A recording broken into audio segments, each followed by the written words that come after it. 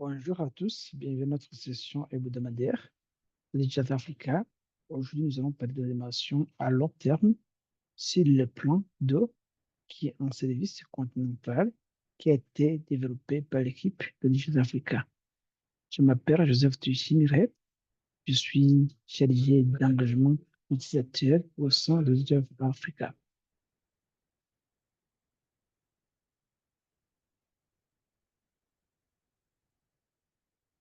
La mission de DiAfrica est très simple, c'est de fournir des données de routine opérationnelles qui couvre tout le continent et l'accès est gratuit pour les décideurs politiques, pour les scientifiques, pour les secteurs privés et les humanitaires pour faire face aux défis liés à l'environnement, à l'économie et au développement en général auquel notre continent fait face. Nous focalisons sur l'agriculture et la sécurité alimentaire, les inondations, la dégradation des terres, l'urbanisation et l'érosion côtière et d'autres selon la demande des utilisateurs. Nous travaillons au niveau continental pour le développement des services et produits. On a collaboré avec nos partenaires euh, très importants, surtout l'OSS basé à Tunis, le Centre de suivi écologique CSE basé au Sénégal, le Centre Afrojuste au Nigeria, le Centre Agrimet au Niger, le Centre SMRT au Kenya et avec d'autres agences et spatiales des différents pays. Ce que nous développons toujours contribue aux ODD, c'est-à-dire l'objectif de développement durable, et aussi à différents agendas, surtout l'agenda 2063 de l'Union africaine et aussi d'autres programmes nationaux à travers tout le continent. Nous basons sur un principe Open Data Cube où nous recevons des données brutes à partir des zones spatiales, nous les traitons et nous hébergeons des données prêtes à analyse sur notre plateforme. Tout accès est gratuit et nos données sont optimisées pour le traitement en ligne sur le web. On a utilisé différentes interfaces qu'on va voir ici en bas et on a mis en place une plateforme d'apprentissage en ligne qui contient différents cours qui vous équipent des connaissances requises pour les applications, les analyses des données d'observation de la Terre. Et bien sûr, nous allions aux aider. On a plusieurs interfaces, c'est toutes les cartes qui sont tout à fait interactives et faciles à manier, basées sur le principe du mapping. Et on a la sandbox qui est basée sur le commande à Python. Et là, vous avez contrôle, vous pouvez faire différentes analyses, exporter même les données brutes, les états en forme de cartes, de tableaux statistiques, de graphiques, des animations, tout ce que vous voulez. Vous pouvez aussi vous connecter à travers vos dossiers classiques comme ArcGIS ou QGIS et vous pouvez explorer nos données et les intégrer avec des données propres à vous. Et à travers le géoportail africain par ici, vous pouvez aussi accéder à nos données et passer à vos analyses. Et enfin, le plus important, c'est notre plateforme d'apprentissage en ligne qui vous équipe des connaissances sur le quiz. Aujourd'hui, nous allons parler du service de suivi des plans d'eau continental qui a été co-développé par Wikipédia Africa pour identifier ou faire le suivi à long terme des différents plans d'eau sur le continent. Ce service permet d'informer la gestion durable des eaux continentales partout sur le continent africain.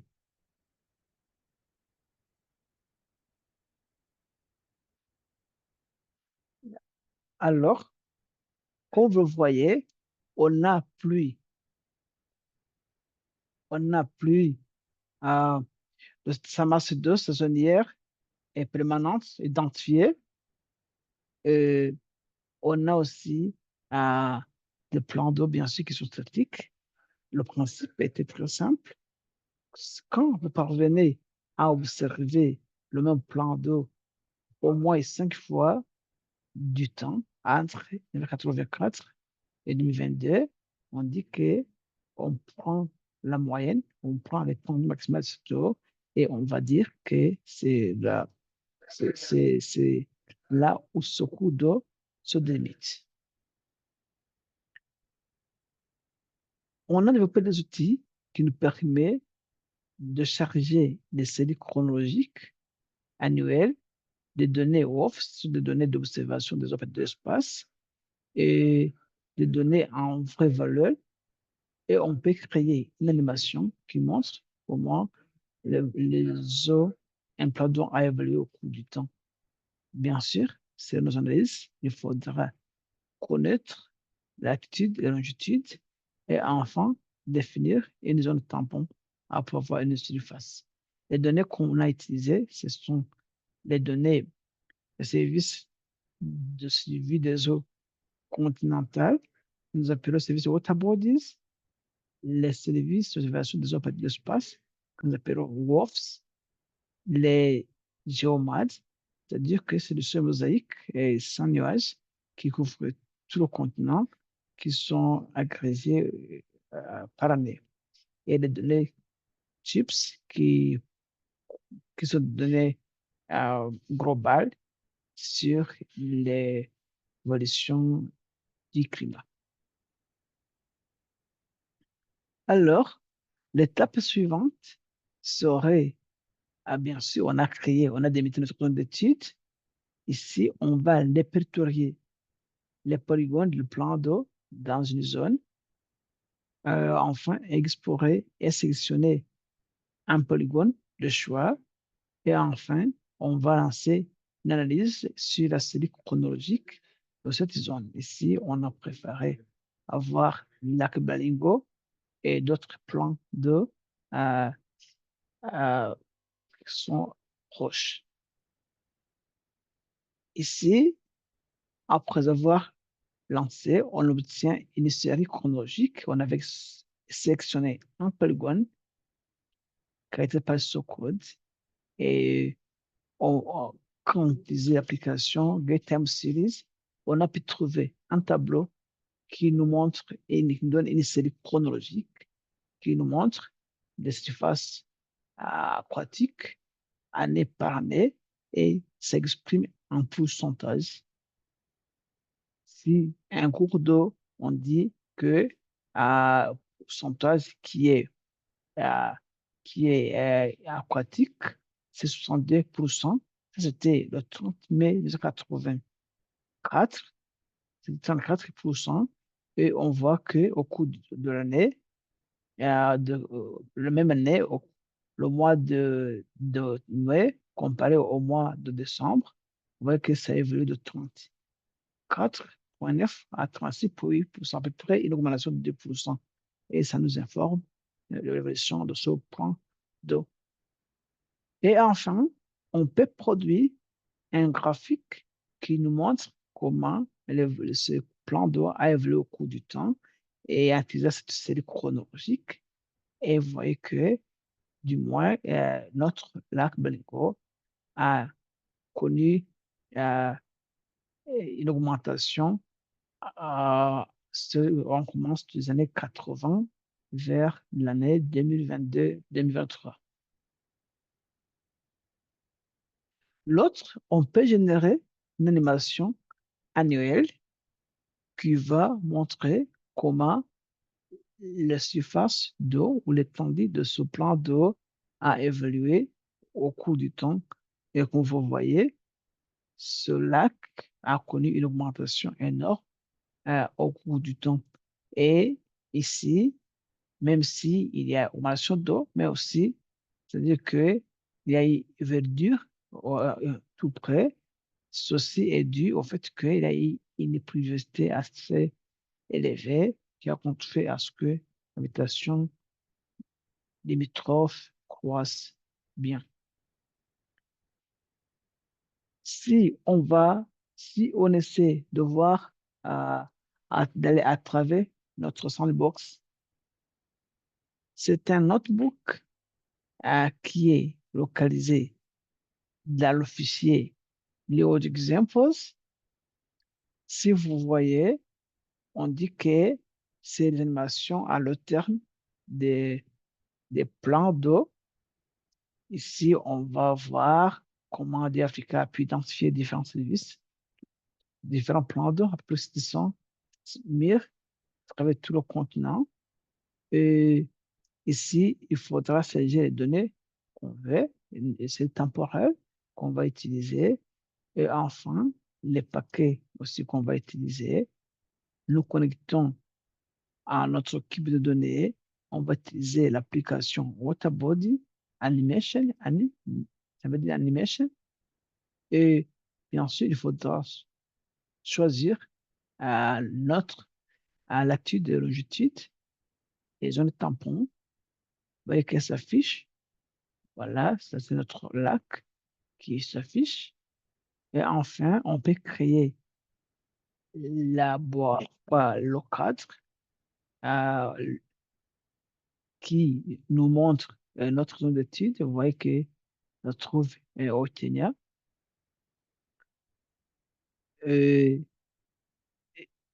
si on continue, on va sélectionner parmi tous ces plans d'eau dans notre étude, on va choisir un plan d'eau qui a identité comme ce code. Et par après, on peut lancer la série temporelle qui nous montre comment ce plan d'eau qui a que Balingo a évolué au cours du temps. Et par après, comme on a vu dans le graphique, on peut avoir une série temporelle. Ici, on peut combiner en choisissant les mosaïques sans nuages, les appelle géomades, dérivés des images Landsat. Et enfin, on va aussi faire les données d'observation de à partir de l'espace. Et enfin, on va masquer les zones aquatiques en utilisant les données d'observation à partir de l'espace. Comme vous le voyez, ici, vous voyez qu'on a en janvier, on a une grande probabilité de l'apparition euh, de l'eau parce que c'est la fréquence qui augmente. Et par après, on va essayer d'ajuster les données sur notre zone d'étude et on va animer à date par date.